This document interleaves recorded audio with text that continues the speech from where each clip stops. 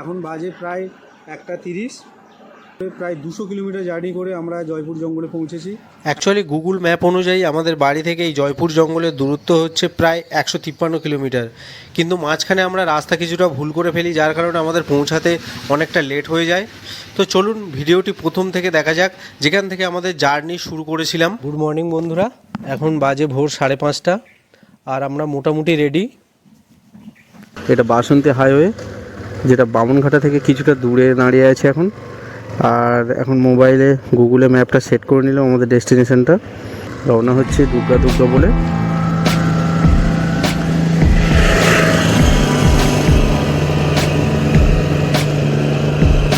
আপনারা সঙ্গে থাকুন আর ভিডিওটা দেখতে থাকুন, আশা করি ভালো লাগবে। আমাদের একটু বের হতে লেট হয়ে গেল, অনেকগুলো কারণ ছিল লেট হওয়ার। এখন আমরা বামনঘাটা বাজার ছাড়িয়ে এগিয়ে যাচ্ছি।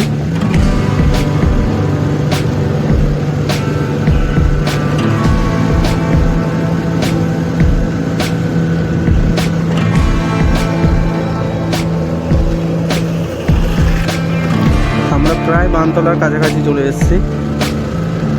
আর এই বাসন্তী হাইওয়েতে গাড়ি চালানো একটু টাফ, কারণ কিছু দূর অন্তর অন্তর স্পিড মিটার লাগানো, ক্যামেরা লাগানো আছে। ওভার স্পিড হলেই ফাইন দিতে হবে। এখন যদিও সকাল, খুব একটা ভিড় নেই বা পুলিশ দেখছি চেকিংয়ে আপাতত নেই। আর তারও একটা কারণ হতে পারে, আজ যেহেতু স্বাধীনতা দিবস সেহেতু পুলিশ নাও থাকতে পারে। এখন আমরা বানতলা ছেড়ে চৌবাগার দিকে এগিয়ে যাচ্ছি। আর এই বানতলা থেকে চৌবাগা এই জায়গাটা ভয়ানক বলতে পারে, কারণ এখানে যত বড় বড় দুর্ঘটনা ভিআইপিতে এসে গেছে। আমরা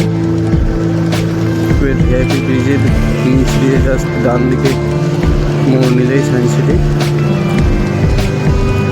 কাল রাতে খুব বৃষ্টি হয়েছিল, যার কারণে রাস্তাতে জল জমে আছে ভালোই।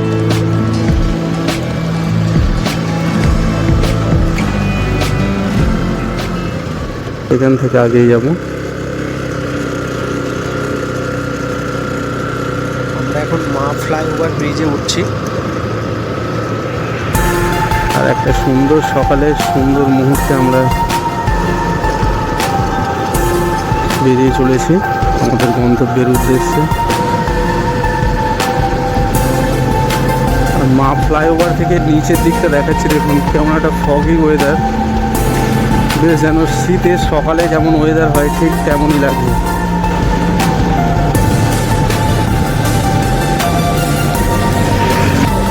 আর আমরা রবীন্দ্র সদন ক্রস করছি, এই রবীন্দ্র সদন বিল্ডিং এটা।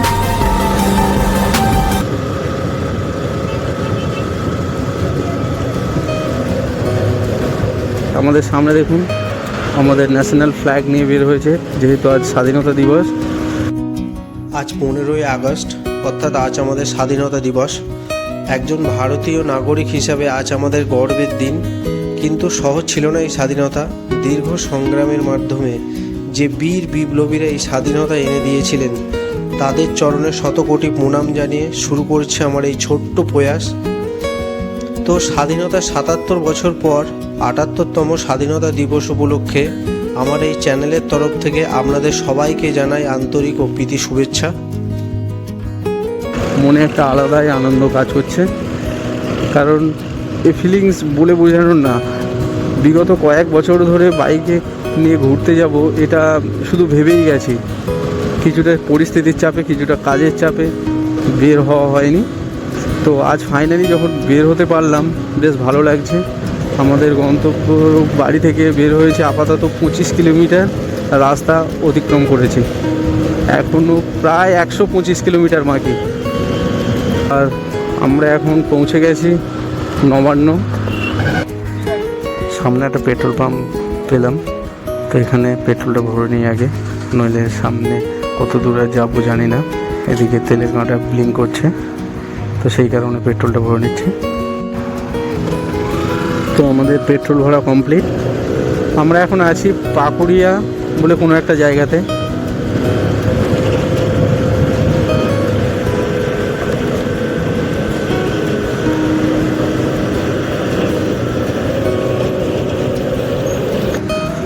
তো বন্ধুরা আমরা ডানকুনি টোল প্লাজা পার হয়ে একটু আগে এসে দাঁড়িয়ে আছি। আর এখানে দেখুন প্রচুর বাইকার এসছে আজকে।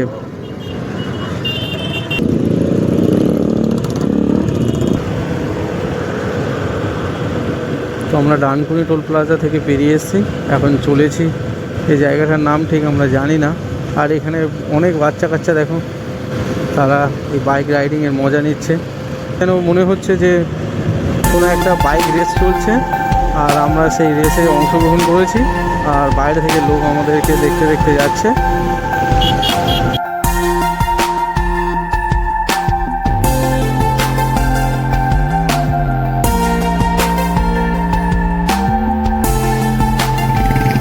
বন্ধুরা আমি এখন আছি তারকেশ্বর, এটা দেখতে পাচ্ছি তারকেশ্বর গেট। তারকেশ্বর গেট দিয়ে আমরা তারকেশ্বরের দিকে এন্ট্রি নিচ্ছি। এতক্ষণ আমরা সিঙ্গুরে ছিলাম।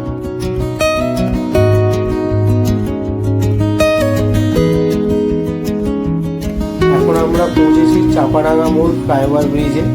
এখান থেকে এবার আরামবাগের দিকে যাচ্ছি।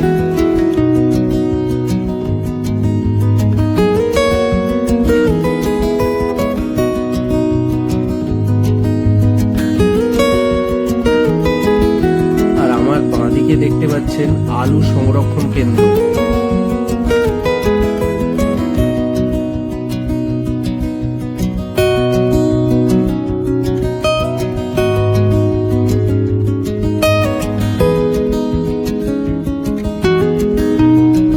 আরও একটি টোল প্লাজা পার করে চললাম।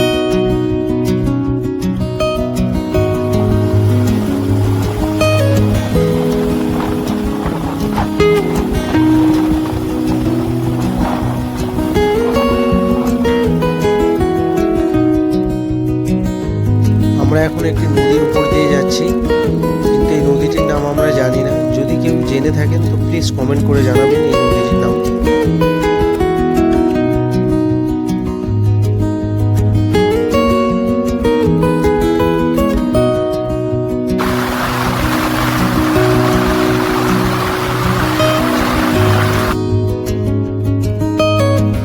আমরা এখন বলরামপুর পার হলাম। আর এখানে প্রাকৃতিক পরিবেশটা দেখুন, সুন্দর একটা চোখ জুড়ানো পরিবেশ। রাস্তার দুই দিকে সবুজ আর মাথার উপরে নীল আকাশ, মাঝখান দিয়ে কালো কিছু রাস্তায় বরাবর আমরা চলেছি।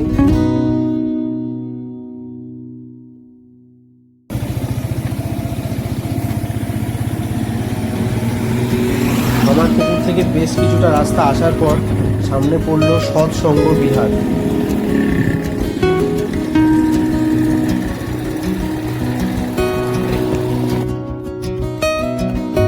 জানি না জয়পুর জঙ্গল পৌঁছে কতটা ভালো লাগবে, কিন্তু তার আগের এই জার্নি, এই রাস্তা, এই চারপাশের পরিবেশ এবং নীল আকাশ যা আপনাকে মুগ্ধ করতে বাধ্য করবে।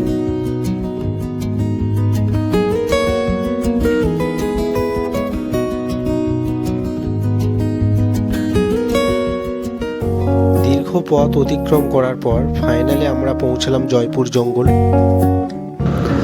জয়পুর জঙ্গলটা চলো একটু ঘুরে দেখা যাক।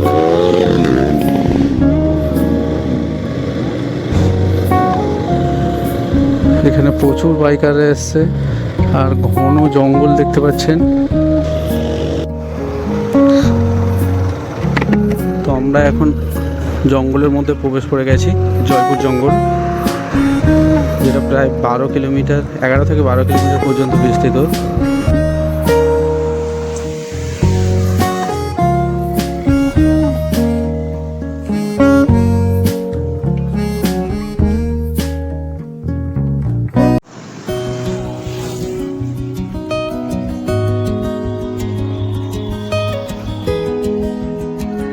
এই জঙ্গলের মাঝখানে মাঝখানে কিছু রাস্তা জঙ্গলের ভিতরের দিকে চলে গেছে, যেগুলো স্থানীয় লোকেদের জনবসতির দিকে গেছে হয়তো। শাল, সেগুন, পলাশের জঙ্গল, আর তার ভিতর দিয়ে আমরা চলেছি। এটা সম্ভবত হাতি পারাপাড়ের লোকেশন। তো জঙ্গলের মধ্যে এই রকম লোকেশন অনেকগুলি দেখা যাচ্ছে, যেখানে হাতি পাড়াপড়ের লোকেশন আছে, তারপর হরিণ পাড়াপড়ের লোকেশনও আছে।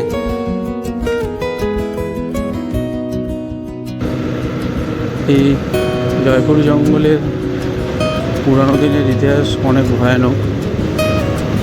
এখন যদিও দিন পাল্টেছে, মানুষ বদলেছে।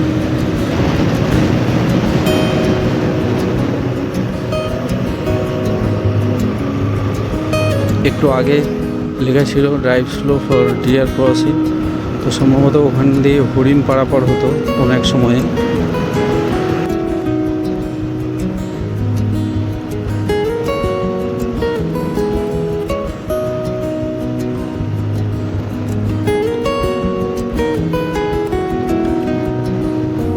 আমরা বাঁকুড়া জয়পুর জঙ্গলের মেন রোড ছেড়ে বাঁদিকে মোড় নিয়ে এগিয়ে চলেছি একটি ঐতিহাসিক জায়গার সন্ধানে।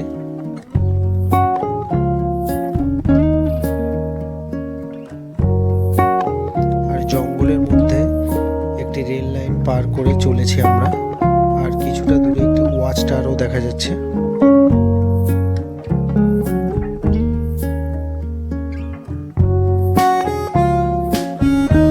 সুন্দর একটি লাল মাটির রাস্তা ধরে এগিয়ে চলেছি আমরা।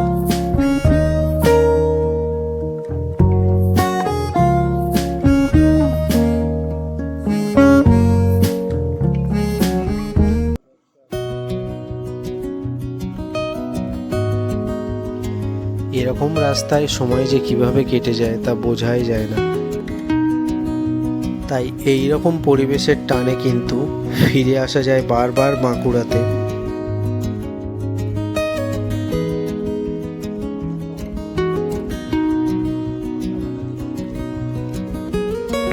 তো বন্ধুরা, ফাইনালি আমরা পৌঁছে গিয়েছি সেই প্রাচীন ঐতিহাসিক জায়গাতে, যেটি হচ্ছে একটি পরিত্যক্ত ব্রিটিশ এয়ারক্রাফট, যে জায়গাটি ব্রিটিশরা দ্বিতীয় বিশ্বযুদ্ধের সময় গোপনীয়তা বজায় রেখে তাদের যুদ্ধ বিমানগুলি ওঠানামার কাজে ব্যবহার করত।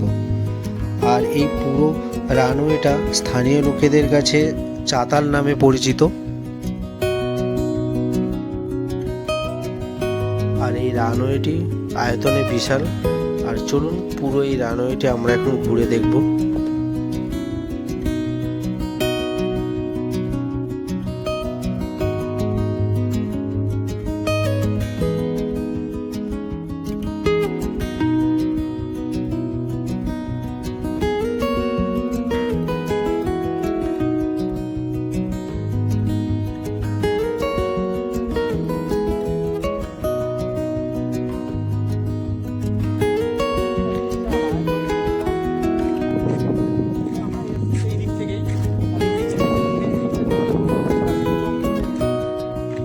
ব্রিটিশ শাসকদের এই প্রাচীন কাহিনী হয়তো হারিয়ে গিয়েছে শাল পলাশের জঙ্গলে, আর পড়ে রয়েছে শুধু মস্ত বড় একটা ইতিহাস।